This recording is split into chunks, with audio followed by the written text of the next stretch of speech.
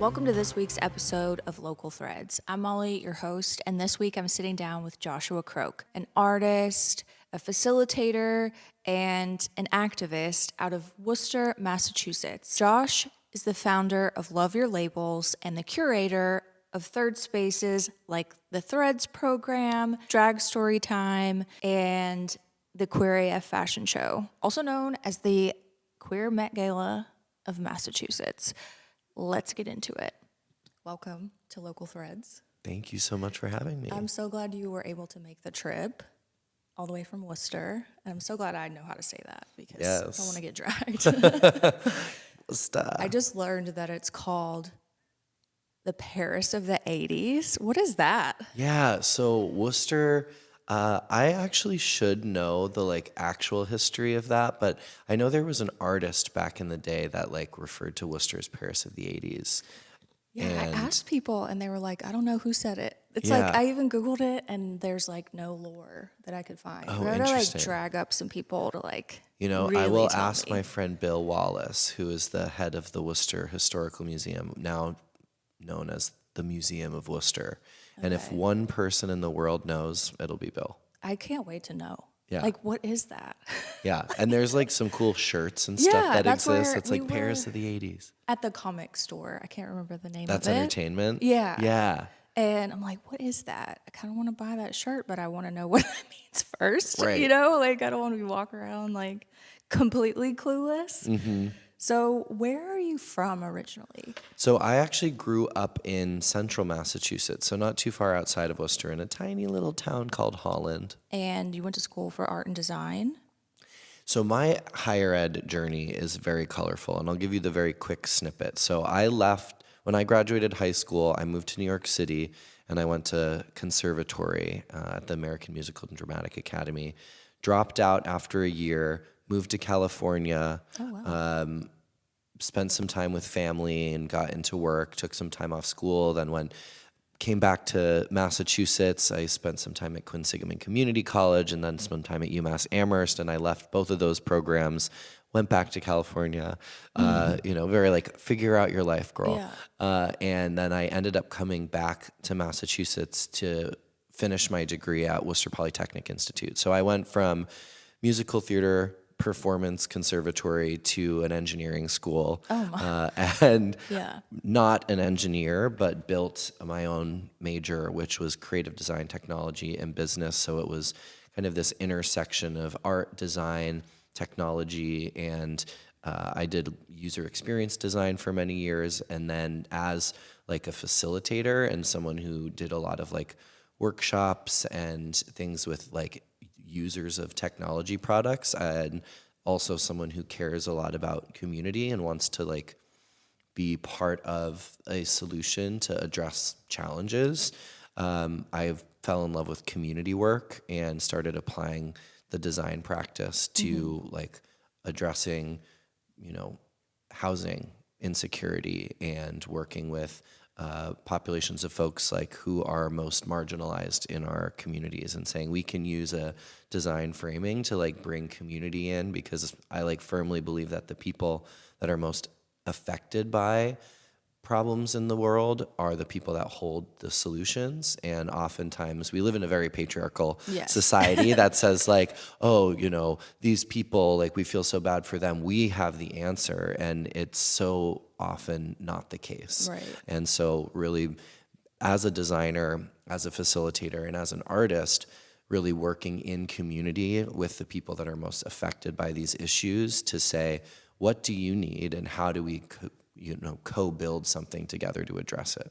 I love that you built your own program because it's very evident in really your entire life. You know your mission, you know the goals that you have, and you have figured out a way to not only do that with your degree program, but kind of with Love Your Labels and Queer AF and all of the things that you're doing. It's really evident that you're using both sides of your brain. You know what I mean? A lot of people that are creatives have a hard time using that, I guess, use a conventional way of understanding what their mission is and connecting those dots. And I don't mean that in a negative way, but you're just so very much clear in what you're doing. And I find that fascinating because that's hard to get to Well, that thank point. you. And it's great to hear that from an observer perspective, because Yeah. sometimes I'm like, I don't know what I'm doing. I'm just building the plane while we're flying it. But, Love Your Labels came out of my and friends in the community's conversation around identity and our different journeys to finding out who we were and who we are and who we're becoming, because that is also a evolutionary, consistently changing, evolving journey, Yeah. right? And so when we were talking about it, and initially the impetus that birthed Love Your Labels was I was involved in, at the time, some of the old Worcester Pride organization. I was trying to like get involved and do some work there, and they do like we're gonna pick a theme for this year's Pride, right? We're gonna some theme is selected every year, and I was like thinking like, oh, if I were to develop like a pride theme, what would it be? And so I started, did my design facilitator thing and started going into community and asking questions with folks, be like, what does pride mean to you? What does this moment mean to you? Like, how do we create something that's relevant and timely and important? And a lot of the conversations that I was having with folks, and this was around the time I had come out as non-binary, so my gender presentation was like looking a little different, and there was like all this stuff going on in my life that I was also at a point where I was trying to figure something out, and I didn't always have the words to articulate what I was feeling. And I think Right. for so many people, and not just queer and trans folks, but so many people are like, I'm experiencing something in my body and in my life that I can't necessarily grab the word for. But then if you find the word, or you find a person that articulates something to you in a way that you're like, whoa, Yeah.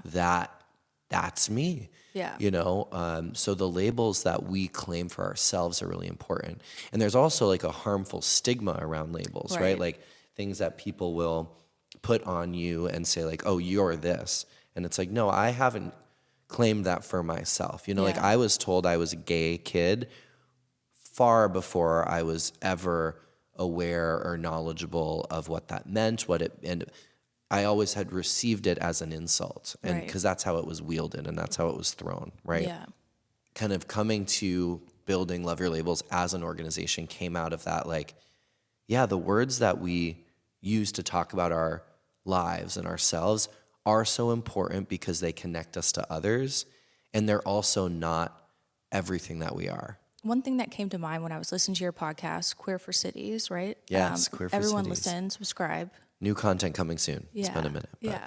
It's still so good to listen to, especially as an ally, because I had never even heard the term two-spirit. And I'm like, oh, wow, I should probably know that. I love podcasting as a format because I learn when I talk to guests and like do that piece of it. And it's so great to like hear the differing perspectives that folks have of their own experience, things that like I'm like, oh, I never knew that history or I never knew that term. So I love the format. So it's great to be Yeah. here on your Oh, show. thank you so much. Thank you. My little baby podcast. One of the things that I absolutely loved, well, I loved all of it, but in particular, you said science fiction is a way of imagining the future. And I know that was a different author. Adrienne Marie Brown. And I know I was reading up about that. There's another author, Ursula Le Guin, who was talking about how when she's writing and she's writing these androgynous characters, is she saying that we've lived so long that these people should be androgynous, or am I saying we damn well better be? And I kind of loved that. Yeah. Because who cares?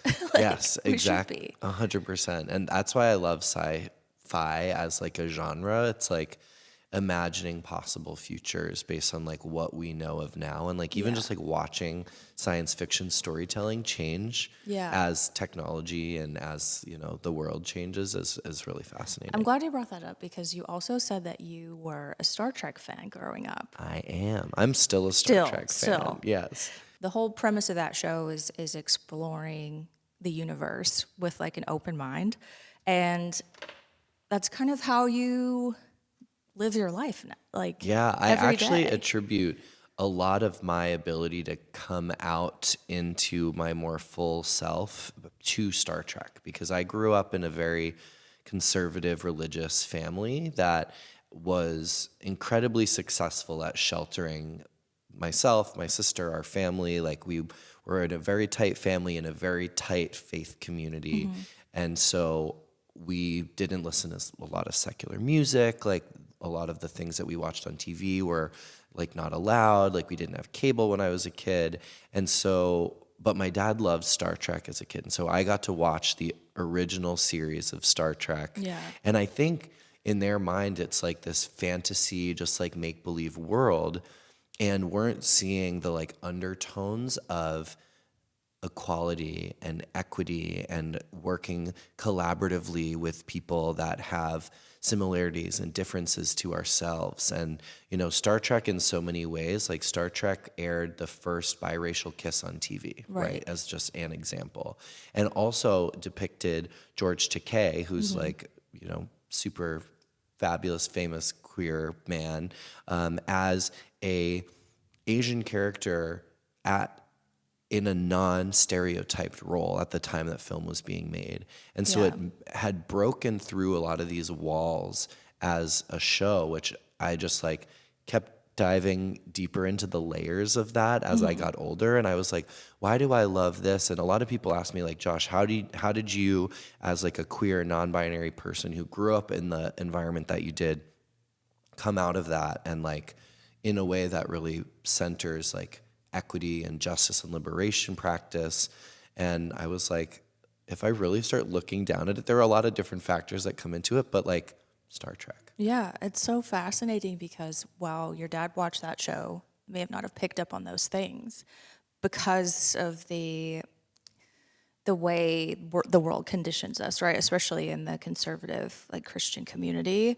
And it's so interesting when a young person sees that through a different lens, and it's really cool. I Yeah. love that. And I think my queerness, like what was my otherness at that time growing up, was the thing that like created enough of an itch for me to ask questions, Yeah. you know, which in some ways was a benefit to where I ended up in my life, right? It was like, wait, something about what I'm feeling is contradictory to what I'm being told I should be feeling, and I need to try and understand that. And as like an inquisitive, like young person who was also like didn't love rules, Yeah. I, Oh, you this know, chair. Sorry. really explored, you know, what does being a human and being in a you know a young person growing up in a world that has all of these rules really mean, and what do the rules really mean, and why do Right. we have them? Love Your Labels does Threads, which is a 16-week program for youth, Yes, 13 so to Threads 19. is our youth fashion design program that has evolved from 16 weeks to really being a 6-month program, Oh, awesome. which is really fabulous. We typically run the program October to March, and it's been for high school age youth who are interested in fashion, art, design, or simply building community and connecting with other queer and trans young people and folks figuring out their lives. And we're actually working on expanding the program this year, where we're going to be accepting a like junior high cohort and a high school age cohort. So I'm That's really excited amazing. for the growth. And you know, you can't say no to like a 13-year-old who's like, I want to be a fashion designer. Yeah. I made these clothes. This is a real conversation that I had with a young person who was like, I made these clothes that I'm wearing and I want to be a fashion designer, but my mom said I can't do threads for like a couple years because I'm not old enough. And I was like, okay, we're gonna figure it out. And so Yeah. we are. That's amazing. And so it's a nonprofit. Yes. Yep. We're a And nonprofit based in Worcester, but our reach goes really around all of greater Worcester and like Worcester County because we have young people that come in from a good ways away, but a lot of our students are focused here in Worcester. what sparked the creation of Threads? Like, why fashion as an entry point? So Threads also has a fun origin story. When we first started Love Your Labels, we did a photo campaign that was showcasing individuals in our community, adults who were claiming like 3 labels that meant something important to them. It could be a part of their queer identity, their gender identity, their family or cultural background. We had someone who said that one of their labels was entrepreneur. Someone had a label that was non-binary, right? And like intersecting experience of holding all of those identities is something that we wanted to uplift and also show to young people that like there are happy, thriving, joyful queer adults. And we are more than what society just tells us that we are. A lot of queer folks, like I have had experiences in spaces where, especially if they're like predominantly like cisgender heterosexual spaces, where my queerness is the thing, right? Like Right. that's the thing because that's the thing that stands out, that's the thing that's unique in that space. When I'm around a lot of queer people, our queerness is like a connecting element, but then it's like, oh, you're an artist, you're a photographer, you're an engineer. Like we get to a different level of depth with each other. Right. And so we wanted to like uplift and highlight that our queerness and our gender is something that is beautiful and should be celebrated and affirmed. And we are these expansive beings that have so much more to us. So when we did this photo campaign and launched Love Your Labels, we were like, okay, we're going to turn this into a nonprofit. Like there's energy around this. There's people that want to see more from the organization. Let's do a fundraiser. You know, it's just a nonprofit, needs some money to Yeah. like do programs, buy materials, etc.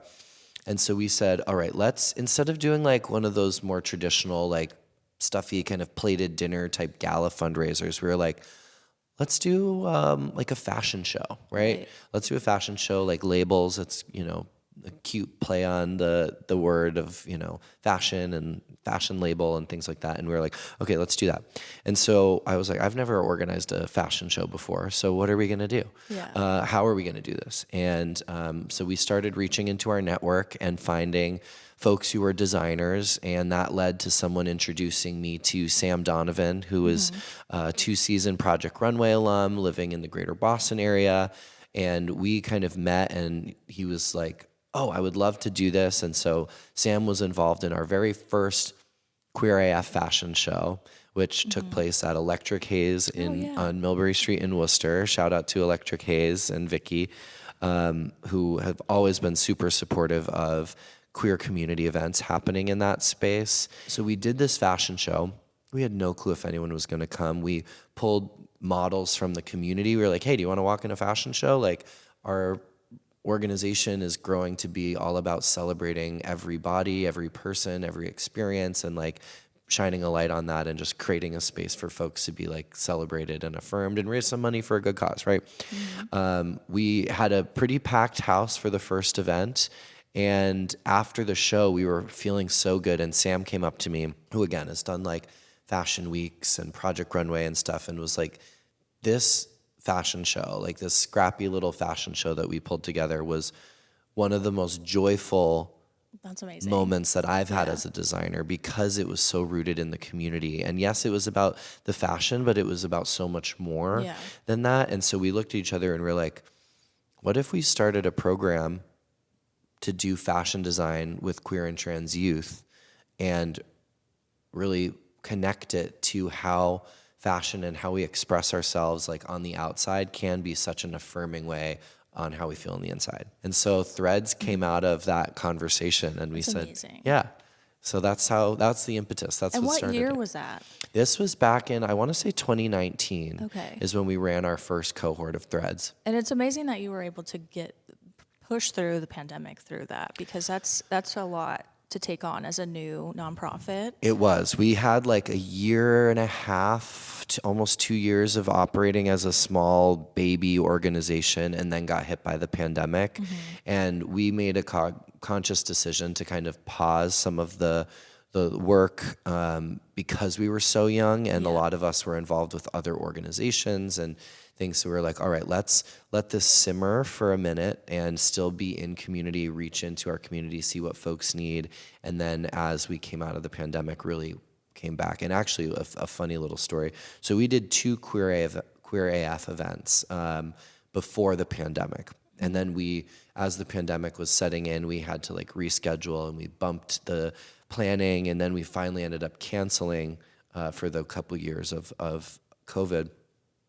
But during the pandemic, I think a lot of us were like losing our minds a little bit. And and we said, well, what instead of doing Queer AF, let's reimagine a virtual version so people can like tune in and bring some joy and light into people's seclusion that we had that many folks had during the pandemic.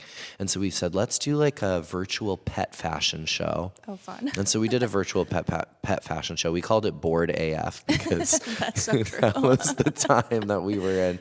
And that was another thing. You could tell people were itching to do something. Yeah. Like we had drag influencer dogs that had like 600,000 followers of like submit videos. We had people dress their alpacas on an alpaca farm. Oh my God. Yeah. So we carried through and survived through the pandemic. And now we're back with our big Queer AF show, the 6th iteration of Queer AF, which is coming up at Mechanics Hall on Friday, September 5th. I'm so excited for that. And just before we get into the fashion show, Yeah. because I'm really excited to talk about that, one thing I wanted to ask is there a moment that you can share where a student from Threads had a design may have unlocked a breakthrough in their self-understanding or just the experience, like a testimonial?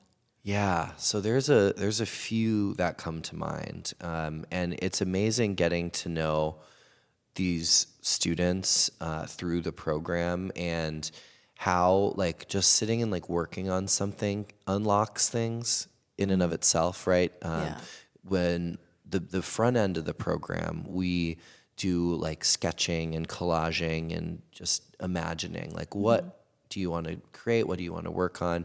Some students come in and they like know 100%, like I have a con coming up, and so I'm like getting my cosplay costume together. Like that's my goal. I want to build like a cloak, right? Some come in and they're like, I'm not sure, like let's figure it out together.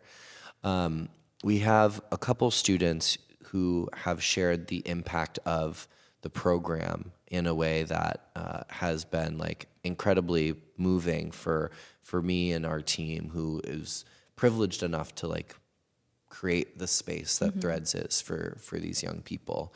I remember this past year's cohort, we had a student who, brilliant artist, fantastically creative, and was absolutely mortified to walk the runway. Because at the end of the Threads program, we do a youth fashion showcase to celebrate the young people, and everyone is able to wear their garment and like, go in front of the audience. As a alumni of WPI, I'm a project-based learning nerd. So like everything that we do is project-based. And so it's like concept, realization, showcase, like bringing it to community. And so I sat with them and I was like, listen, at the end of the day, if you don't want to walk, that is your decision. You don't have to do that.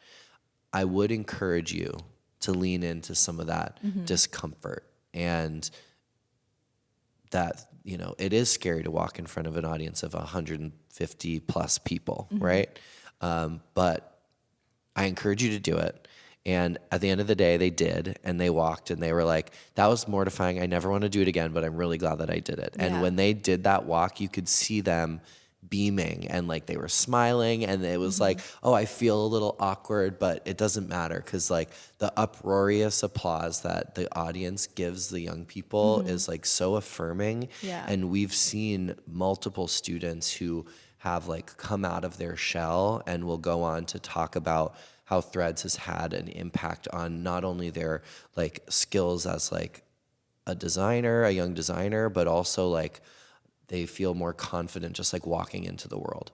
That's amazing. I mean, I wish that there were more programs like that, like in more places. Do you plan on taking this Taking it on the road? to more places? Yeah. Affiliate cities or... We do, actually. So we've been actually formalizing our curriculum a bit more, because there are some really unique aspects of the program. It combines the fashion and the sewing skills with mental health support. We have a therapist in residence who works with the students throughout the program, That's amazing. as well as our fashion education team. And so our fashion education team and our therapists and residents kind of connect and collaborate on working with the students, not only from kind of a social emotional place, but we are pairing this with thoughts of employment and like job opportunities, and like how do we manage anxiety and stress as people while also meeting deadlines.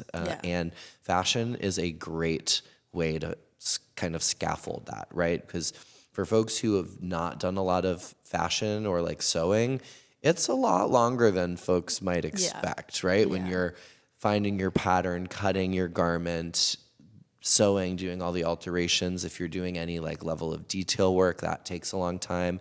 And we have a time-bound program. It's about 6 months. So we're regularly doing check-ins with our young people to say, okay, how's your project going? Do you know where your project is going and how many more steps there are? And let's build the plan with you. And we've had students that have like broken down a little bit because of like, I don't think I'm going to get this done. And it's like, okay, let's acknowledge that we feel those anxieties in our bodies, and there are ways that we can like process and also think about like, all right, is this a moment that I need to really focus in on adding more hours to my schedule so that I can get this done? Or maybe you can adapt the project a little bit so that it's more realistic in the time that you have, so you're also learning these skills. These are such incredible life skills that we are not taught. Right? Literally ever. I'm like, every time I talk about this program, someone who's usually older is like, well, we used to have sewing in school and they don't have that, like they don't teach that to people anymore. And it was also very gendered in the classrooms, right? Like the girls take the sewing classes, the boys do this, it's like very separated. And so we create a genderless space to create fashion. And that is something that overarching, like Love Your Labels, the Threads program, the Queer AF Fashion Show is really about, it's about shattering these societal like notions that clothing is associated with your body, like in some way, right? And there are ways in which, based on our bodies, for a variety of reasons, that we would want to alter or adjust clothing so that we feel good in those garments. And we're giving young people the option of saying like, oh, I really like that thing, but I would rather that be a pantsuit than a dress. Right. Or like, I have a total new imagining for a garment that I don't see in the stores when I go shopping. And I can go to the Auburn Fabric Outlet, who's a great partner of ours, and buy affordable fabric and come home and make my dream a actual reality, which is so cool. Yeah, I mean, on top of the sewing skills and kind of the design element, that project management aspect is something that is, if we as a society learned that young, we could tackle these big problems that you face in life, no matter what they are. If you put that project management hat on, it's makes things so much more less stressful. So that's amazing that you had the wherewithal to put those two together and offer that to the youth. I mean, I hope somebody's giving you flowers every day. Well, thank you.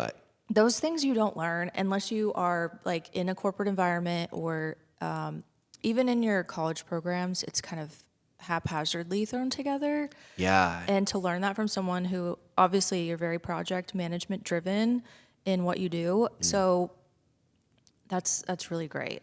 Well, and the corporate environments as well. Like, I often talk about my work as being at the intersections of so many things, because as we're talking about, I have a strong belief in financial literacy as a path to autonomy, which provides safety and security for people who especially grow up or are in unsafe relational dynamics. That could be a trans kid in a family that is not accepting of them. That could be a person in an abusive relationship. Like, finding paths to financial stability and independence are really crucial. And so the life skills are, I think, intrinsically like entwined in our work to create safe and affirming space for queer and trans youth and community, because it isn't just about finding a space that you can go for a few hours a week and find that safety. It's about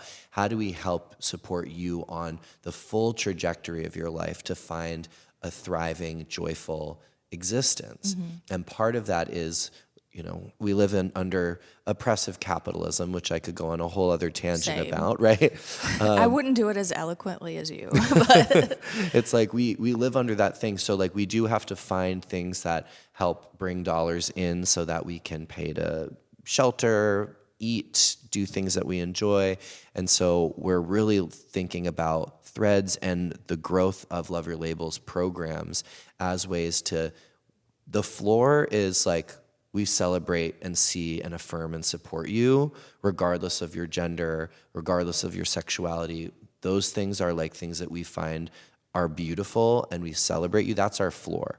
Above it, we're building and we're architecting, like, how do we want to live in the world, right? And we challenge corporations to create more affirming environments for trans and gender diverse people in the workplace, because we know that the trans and gender diverse community experience some of the highest rates of discrimination in the workplace. We are disproportionately represented in unhoused populations because of an inability to, access some of those ladders that allow for economic security and stability through employment. And so if we're walking into our office and having to cover parts of ourselves, we are not able to, one, show up fully for those experiences. And we know, and we have experienced losing those jobs and losing those opportunities because of bias that sits at the top of a lot of those spaces. yeah, it's something even for a cisgender heterosexual woman that disguising part of yourself is really crippling for your mental health. And I try to explain to people that maybe don't understand that imagine if you had to do that throughout your entire life, and places don't accept you, and it's way bigger than I have blue hair. It's Well, people and don't understand that. And it is so connected. I did a brief stint in executive coaching for diversity, equity, and inclusion. And in that work, you dive into some of the data and stuff. And I think it's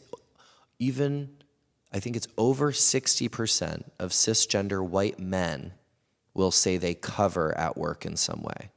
So they hide something about themselves or their life because they are fearful about if someone in the workplace finds out that it'll affect their ability to, I don't know, get that promotion or and it could be something from like, I did ballet in high school or to like, I have a queer child, and those environments, like we create toxicity Absolutely. at all of the levels, right? And like there are compounded and much, more like exemplified challenge, especially folks holding multiple marginalized identities. And that culture of toxicity affects everybody. Yeah. I wish people understood that more when I was listening to your podcast, and it's such an obvious thing, right? People have to mask in some way to fit in the corporatocracy of life.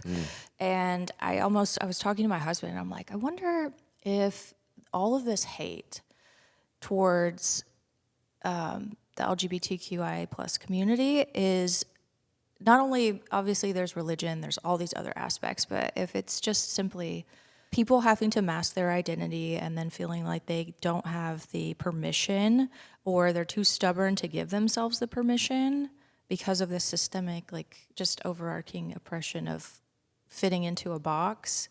And they don't realize that the queer community, it's almost like a jealousy in a way. I have observed in a variety of different environments and different spaces how uncomfortable someone else's confidence and joy can make a person. Yeah. And I give a talk called I Have a Beard and Wear Heels, which is about my experience as I hold a lot of privileges. I was socialized male. I am white. Like, I hold a lot of privileges within the society that we live in. And I also transitioned from a place of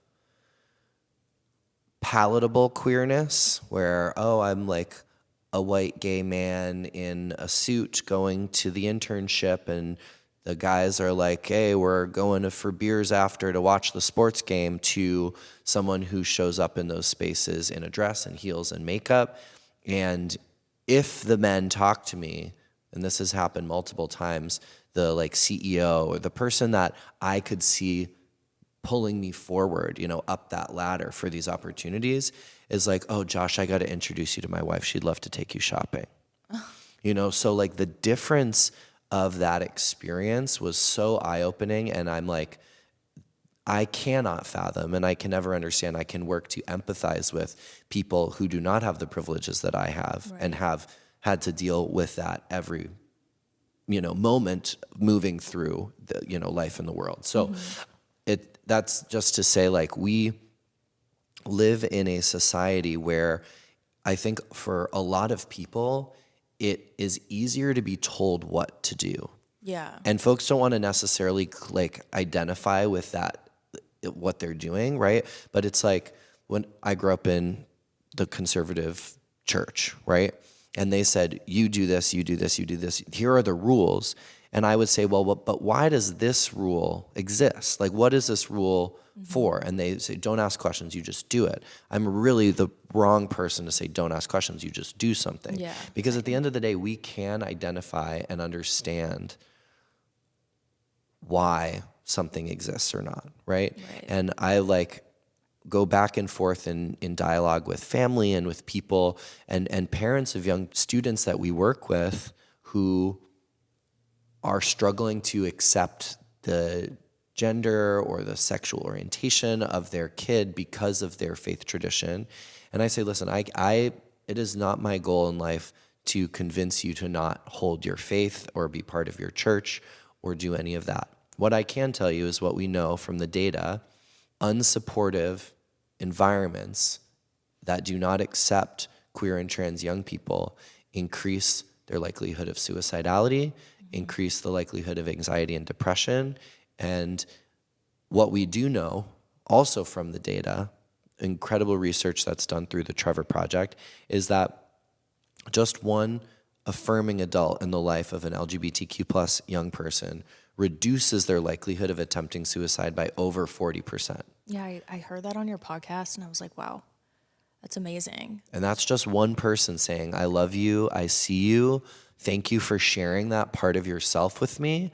I value that you cared enough to let me in and get to know you better. Yeah. Like, that is what I wish every young person who came out heard. How hard is that? It's really easy, to be honest. Like, the world we live in now is very confusing. It is, yeah. But I love that your whole mission is to make queer joy an everyday part of your life. So how do you go about doing that? So many ways, but joy is, I think, probably one of the most necessary and powerful acts of resistance that we have in this time right now, especially for queer and trans folks, for immigrant communities, for folks who are being put in the firing, line of sight for a lot of the federal actions that are really meant to be tactics to distract from the things that they're actually trying to do and doing. So queer joy is a powerful form of resistance. Actually, recently, leading up to our big Queer AF show, we hosted our first drag competition called Make It Work. And we had 11 drag performers compete to grab 2 places for performances at the upcoming Queer AF show. And the energy that you feel in that room. It's like we're singing, we're dancing, we're laughing, people are turning looks. It's competitive, but it's mostly all in good fun and good community. And so I find joy by dancing, by going out with friends, by making art, by going out and sometimes needing a good like primal scream at Yeah. the sky. I need to do that. Yeah, yeah. Those are all things that fuel the work because Yeah. the work is hard, and what people see is often the tip of the iceberg of what actually goes into doing all the work. And we need that fuel, we need Yeah. that joy, or else we will be defeated and we won't have the energy that we need when we need to really stand up and stand out. Yeah, I mean it's so easy to give up in any aspect when you're doing community work, right? Because it's not it's pretty thankless in some regard, but because you have love your labels and you're not just working with the activism side as far as like political community things. I know I saw you go live last night on Love Your Labels, and it was like a Yes. council meeting, or it was like We candidates. hosted a candidate forum. Worcester has elections, local elections on November 4th of this year. And so we are trying to raise awareness around candidates' positions. Worcester, through a lot of advocacy that we did, as well as others in the community, finally, after a month of literally kind of breaking down the door of City Hall with over 100 people turning up at every city council meeting, got the city to pass a resolution to claim Worcester as a sanctuary city for trans and gender diverse people. And that was a lot of work, but it matters. Yeah, And absolutely. it's important. We've had people literally move here from across the country who said, I saw Worcester claim their like position as a sanctuary city, and we were like, we got to get out of where we are. Yeah. And so people are coming here, so that matters. And we need to keep candidates, or we need to seat a lot of new candidates that are upholding the values of why we want to be a sanctuary city. And and I say that we successfully passed sanctuary city for trans and gender diverse people. I would like to be a sanctuary city for our immigrant community, because there are so many intersections of experience between immigrants and queer folks, and like all of our fight needs to be the same fight, because Yeah. that's the only way that we're gonna break through that Yeah. very pearly patriarchal shielded ceiling that I we're need to fighting. bring like a big sledgehammer. Yes. Of all the things that you're doing with Love Your Labels, which you also do drag story time and create a place for parents and family of queer youth to maybe understand that journey a little bit better, which I think is amazing. I don't want to not touch on how does someone get involved as like a volunteer, Yes. and what do they do? Definitely. So we have a variety of ways people can get involved with the organization. Loveyourlabels.org is our website, which is a good like clearinghouse for finding things that we're doing. We've got a updated calendar of events that are happening for folks who are part of a queer family, whether that is the parents are a queer couple or you have queer and trans kids. Like we have so many beautiful iterations of what queer family looks like. We Yeah. have launched our parents and caregivers network. So we have regular meetings with parents and families.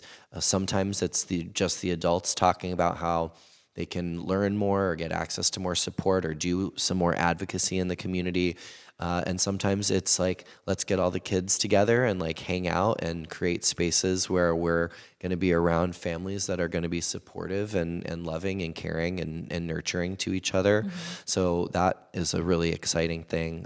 We also are always looking for volunteers. Like a good example, our Queer AF show, that requires over 50 plus volunteers day of the show to make it happen. Yeah. We've got our models, we've got performers, we've got designers, and all of those people need volunteer support. We set up the Mechanics Hall, which is like a stunning, massive venue, so there's lots of places to fill in. We look Yeah. for folks who do styling, hair, and makeup. Like all of those pieces come together for that show. And then I'll mention a couple other things that are upcoming, which are really exciting ways for people to get involved. One is in the fall, we're going to be opening up our sewing studio for open studio days, which is literally inviting anyone who wants to be in community, work on a creative project. The foundation is like sewing and stuff, but come on by, like learn. If you don't know how to sew, we have an incredible team of volunteer sewists who are going to come and do kind of office hours to support that with folks. The other thing that we recently launched is a deaf queer ASL meetup group. So folks who are deaf and want to connect with other folks in the community, as well as folks who are learning ASL, we're creating that space. So there's a lot of different ways to That's get involved. amazing. Yeah. You're like amazing. I don't know. I was like telling my husband, I'm like, I am in love with him in the best platonic way. Everything that you're doing is so purpose driven, so like rooted in your heart. I'm gonna cry. It's so fascinating. This podcast has really connected me with people that are so. It took them a while to get where they're going, but once they did, it's like so fascinating to see someone shine in their purpose. I'm gonna cry. Don't. Thank you. No, I so value that. And that's what I hope Yeah. people listening and young people, Yeah. like life is a journey It and it is is. hard. It It is is hard. You know, crazy. we can put on the fabulous, like Yeah. shiny parts of our life, but there is challenge, you Yeah, know? absolutely. I mean, there's, a reason why you're doing the things that you're doing. And it's not because the world made you feel comfortable, Yeah. and Yeah. you are taking that adversity and you're providing a space for people to take some of that pain away.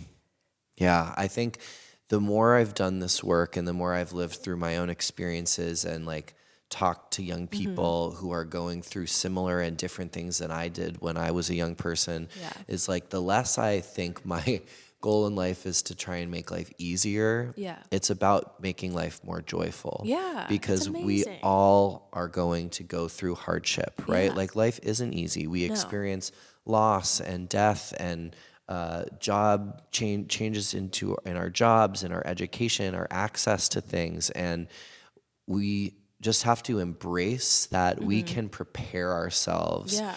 more if we not only are allowing ourselves to feel joy and root into things that bring us happiness, but also build community. Yeah. Because at the end of the day, like being in community is what pulls us through. You know, we were talking about advocacy and how like, you know, it could be so easy to just like drop out of this stuff, right? And I think that's because so many of us feel siloed and isolated, and it's like, Yeah. what can I do as one person, right?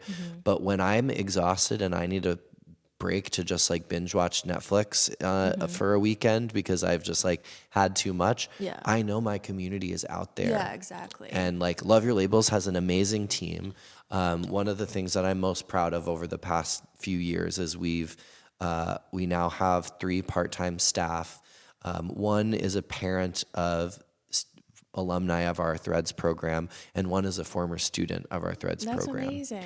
And so we're working on building this community and this organization to be able to respond to what our community is asking of us. And we say, if you're asking something of us, we'd also love to invite you in and create together. Yeah, that's amazing. So let's go on to Joy and Queer AF. I'm so excited for this. It's at Mechanics Hall, September 6th, 5th. September 5th, Friday, September 5th at Mechanics Hall. Doors are at 7. We've got a red carpet experience this year. So when we have a beautiful sunny day, it's going to be right outside Mechanics Hall on Main Street. People show up and show out for this. We love to talk about it as the Queer Met Gala of Massachusetts. Yeah, I'm obsessed with that because my friends and I were talking, like, the actual Met Gala is so tired. I mean, other than the last, I was going to say, the I last have one? to shout out to the Superfine exhibit. That That was was amazing. wild.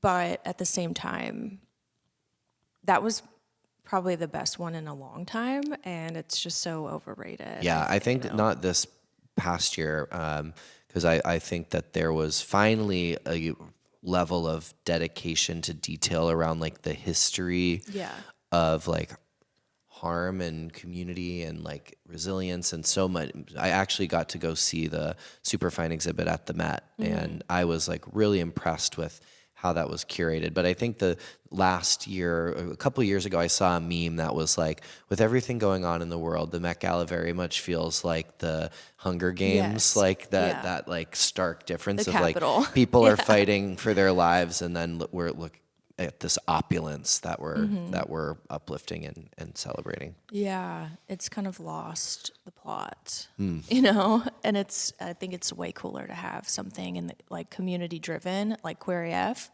Now you have local designers that are creating looks, and also students from the Threads Yes, program. yes. I believe I'll have to check my final numbers, but I believe we have 7 students, former students, showing pieces in the show. One of them is Kylam Lamb, who is our youth fashion designer in residence and is actually the former student who is now on staff with Love Your Label, supporting community engagement and social media. And Kylam, being our youth fashion designer in residence, was someone who came back to help with kind of peer-based mentorship for the Threads program, and also has a stipend to buy materials and work on garments for the show. So Kylam is going to be highlighted again. And then we recently, this year actually, we launched a fashion council to help with kind of curating and reaching out to designers. And so we have local talent to regional talent to national talent that comes in for this show. And I'm super, super excited. We just announced our fashion design headliner, which is UTICA, from formerly on RuPaul's Drag Race, presently on the current season of Project Runway. That's So so exciting. I'm so So excited. if anyone is watching either of those shows, if you don't turn up, you're gonna miss out. So Yeah, yeah. Utica's looks are like opulent, like yes. beautiful, stunning, like very rooted in like drag fashion, but like has so many different like ways in which that's kind of shape shifted, I think, into like the everyday or the like, I'm here to really show up, you know? And then we also have another RuPaul alum, which is Raja Gemini, who is the season 3 winner, but is also like has a podcast and is like a well-known makeup artist to the stars. And we're super excited to have Raja coming in as our And neither one of them headliner. are local, right? They're not local. They're not local. No, though they'll be flying in for the show. And I, as a person truly dedicated to community-based work and local art and supporting local community, I've gotten into a dialogue with folks around like the challenges or the benefit of like bringing in like these big names and things, right? When folks are like, well, shouldn't we support more local art? I'm like, yes, and yes, Yes, and we yeah. should absolutely be supporting local art, and we do, and we are, and that's a focus every year. We put money into paying performers and bringing people in to the show, and the network and the connectivity and the elevation that is provided when people get to share the stage with someone of Utica's experience, Right. of Raja's experience, for example, is really, really powerful. And we actually, a few years ago, Peppermint was our headliner, and Yeah. she was an absolute rock star to work with. And she met DJ Skyfe, who is a pianist and musician and performer out of New York. That's a friend. And he came down and performed at the show, and they connected at Queer AF in Worcester. That's so cool. And he ended up opening her big show in New York City. That's so like amazing. these connections happen. Rufus Dixon, one of our fashion educators, also an incredible designer. He teaches our Threads program. And has showcased a collection the past 2 years. And I've had the good fortune of walking for Rufus in the past 2 years. Jackie Cox from RuPaul's Drag Race, who was one of our headliners last year, saw the garment that I was wearing that Rufus made, and she's like, I need to wear that. And so That's so cool. Rufus was able to, work with Jackie to get that garment at an event that she attended. So that Yeah. like connectivity is I think so beautiful. And it creates buzz, right? Online buzz. I mean, the attention economy, there has to be a level that, whether we like it or not, sometimes we need that big name. And Yeah. who doesn't want to see Utica? I mean, Right. come on. And And Raja. we've done a good job at being like working with people who are really mission aligned with our work, Yeah. right? Who want to be supportive, who are, you know, very giving of their time and talents. And last year, one of our fashion design headliners was Mondo Guerra from Project Runway. And Mondo came out a day early before the show and actually did a workshop with Sam Donovan and with some of our former students and community. And they like did a Sam and Mondo team, and they competed to like upcycle a garment and like design something cool. then one night. And, you know, Mondo was like so fabulous to work with there. So it's like bringing in the relationships, I think, is really important. And the other piece that I find some tension in communities sometimes as an artist myself, as someone really like loves to support local, is we also can hold ourselves to a quality standard, right? We're talking about like functional design, we're talking about fashion, we're talking about art and creativity, which in many ways can be subjective.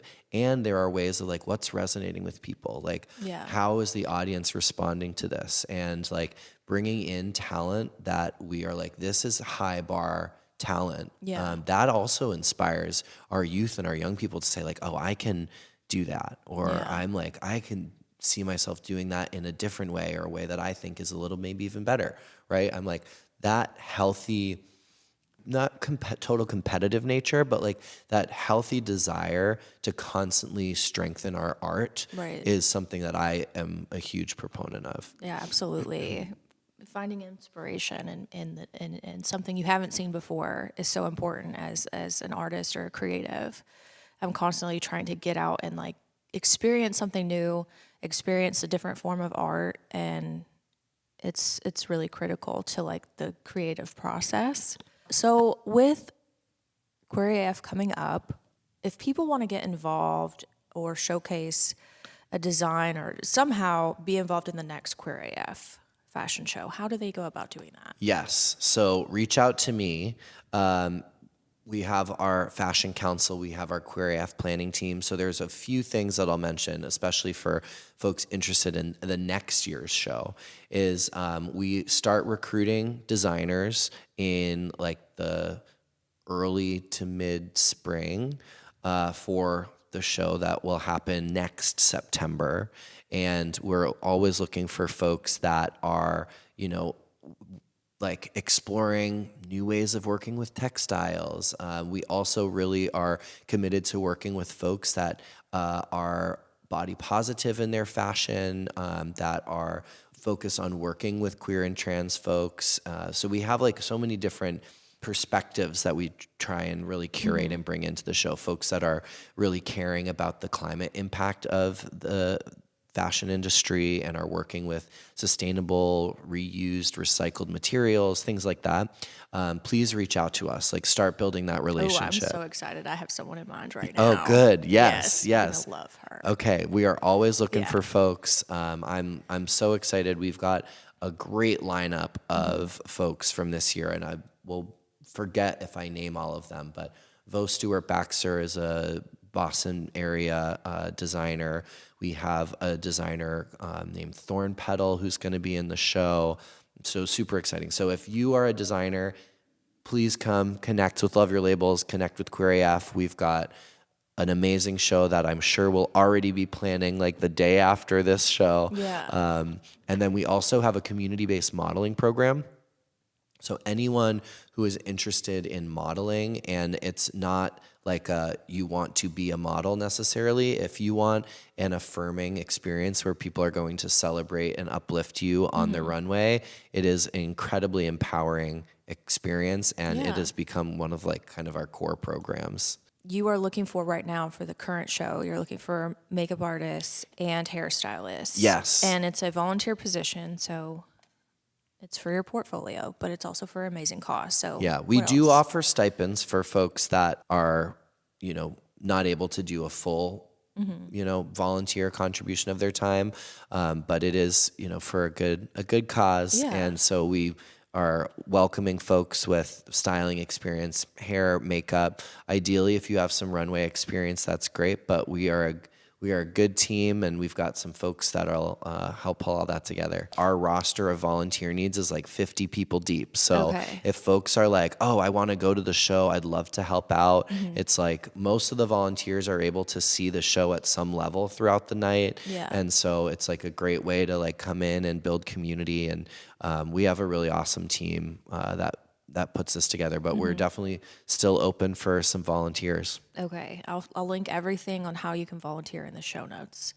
Is there anything else you want to highlight for Queer AF? For Queer AF, I talked about UTICA, I talked about Raja, I talked about Kylem. I mentioned that we had a drag competition Oh, yes. to place folks in the show. And so I'm really excited. We have 2 rock star drag performers. The person who won the night is King Neptune out of Providence. So they're going to be coming up and doing their thing on stage. And then Worcester-based drag artist Yana Alexia Zatish. So she's going to be turning looks, amazing wait. dancer. Yeah, so it's going to be an incredible night. Like I said, doors open at 7. We've got a red carpet like preview before the show. Show starts at 8 for anyone who gets a VIP ticket, which is our front row runway seats or our runway seating seats. I got one. Yes. We have a photo op with Raja and UTICA that starts promptly at 7:15. So PSA to any VIP guests, definitely be on the earlier side. And those tickets are running low, right? The Yes, VIP. I think we might have 2 front row seats left, and I don't know the number for the runway seating, but that is what goes fast. Yeah. So if people are wanting to come, wanting to sit right near the runway, get your tickets. And the theme, we didn't talk about theme. I'm sorry. The ethereal beings. So that's exciting. Yes. Okay, so each year we do a theme, and this year we were like, how do we capture the moment and also not just sink into the sadness and upset of the moment with things that are going on nationally? Because we said, especially this year, we want Queer AF to be joy rooted. We will always be about uplifting the resistance work that we have to do, and we want it to be really joy rooted. And so we were talking about how queer and trans folks, based on like what the federal government and the national media is like saying about us, is often like they don't understand who we are, and they're fueling a fear within people who don't have relationships with queer and trans folks. I think it's still like over 50% of people polled say they don't think they know a trans person, right? And so it's easier to villainize a group of people that you don't know, right? So Yeah. like if I tell you something about something that you don't know about, like you're more inclined to maybe believe me because I'm like, yeah, they're bad because of this reason, right? And so like we are, and throughout a lot of history, especially American history, have always been present, and in many cases misunderstood as these like beings that just are kind of unknowable, or like, oh, is being trans real or not? You know, people question our own like belief in ourselves, and like I'm telling you that this is my experience, this is who I am. You don't have to believe me, but I'm just telling you that this is who I am, just like I would believe you if you said you're a woman from Connecticut. I'm not going to challenge you on that. So we're leaning into the mystical and the magical power that exists within being these like ethereal beings, right? Being within this space of like, yes, we're mortal, we're here, we're material, but we're also mystical. And so how folks imagine that in their garments and in their looks for Queer AF, I'm really excited to see. What are you going to wear? Are you walking or So what are you doing? I am in the process of working with Rufus Dixon, one of our fabulous designers, on a look for the show. It's going to give sparkle. It's going to give maybe some gradient coloring. It's going to give, it's still coming together. So I'm excited to see where it ends up. This hair that I have now, which if you are not watching, it's blue and it's a soft launch, which kind of turned into a hard launch. I don't know how I feel about it yet, but it was very much inspired by like ethereal, maybe otherworldly. And I'm like, let me see. I love it. Thank I you. think it's a vibe. I don't know yet. I'm kind of like, whoa, this is a lot. This is a lot. Yeah, but that's the beauty of Yeah, expression, right? You get to exactly. try things on. Yeah. And be like, okay, I like this, I don't like this. And Yeah. that's the other piece about Queer AF that is so powerful. We've had both audience members and models share stories back about how they have known that Queer AF has been a safe space. So if they are someone who has never worn a dress before and wants to do that and see how it feels on, and especially feels on being in some level of public, Queer AF is the Yeah, that's place. so true. Queer AF is the place. People are going to like affirm you and celebrate you. And I've definitely felt that from people. And I was in something that I'll look back at a picture and I'll be like, definitely not the look for me, but Yeah. I appreciate that people were supportive. Yeah, yeah. You know? I feel like that's my MO. That's what I do. Do something weird, and then I'm like, oh, girl, what That's did you great. do? We love that. We love Yeah, that. but that's, goes into the I won't be doing that again pile, and then Right, exactly. You know, and that's the thing is like, and that's why fashion is so cool, right? And like style, it's a evolving journey and it's something you can always play with. Yeah. And there are ways in which you can like learn more about yourself and your body by like trying things on, right? And that's something that I think everybody needs to experience. Like I've even, and I don't want to claim this for their story, but I'll share a person in my life who is a straight man, and he's communicated to me that the queer community and like being connected in to the queer community and supporting his kid who's queer and just like being out there has had such a positive impact on his life and his own confidence on how he shows up in the world. And I've seen his style evolve from like, oh, this is like what men wear to like, I'm being intentional. Like I'm Yeah. like got an earring. I'm like wearing a bracelet that has like stones that like are, you know, something that resonated with me. And like the curation of one's style can be a powerful mirror to how we're feeling in our bodies. Yeah, absolutely. I mean, I kind of toe the line, both the masculine and feminine. And I also, if I'm angry that day, I'm very much presenting as someone who is, don't talk to me, don't fuck with me kind of Yes, vibe. And right. it's so good to be able to have that fluidity in your closet, or just even have that ability to express yourself in that way. So if you haven't, definitely check it out at Queer AF. Make some experiments. You never know. Might be Yes. your new vibe. Yes. I'm so excited to see all the fabulous looks that hit the runway. Yeah. So with that, do you have anything else you want to share? Well, I'm just so grateful to be on the show. Oh my God, I'm so glad you guys reached out to me. Yeah. It's so great to be geeked here out. and so appreciate your time and like sharing stories. And yeah, I hope this is the first of more. Yeah, me too. Come Yeah. back. We can do a debrief. Yes, definitely. Yeah, we'll do a like post Queer AF Tea. because you're going to be at the show. Yes. So I want to hear Yes. all about your experience too. Yeah, absolutely. I'm really excited. Yeah. I'm so excited. Beautiful. I hope you enjoyed this week's episode. If you would like to attend the Queer AF Fashion Show, which is September 5th at Mechanics Hall in Worcester, Massachusetts, go to queeraf.org. If you'd like to volunteer, everything about getting involved will be linked in the show notes. Don't forget to like, subscribe, follow along, leave a review. I love you.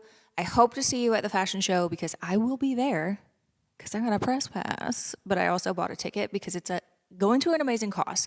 Okay, I love you. Have an amazing week. Bye-bye.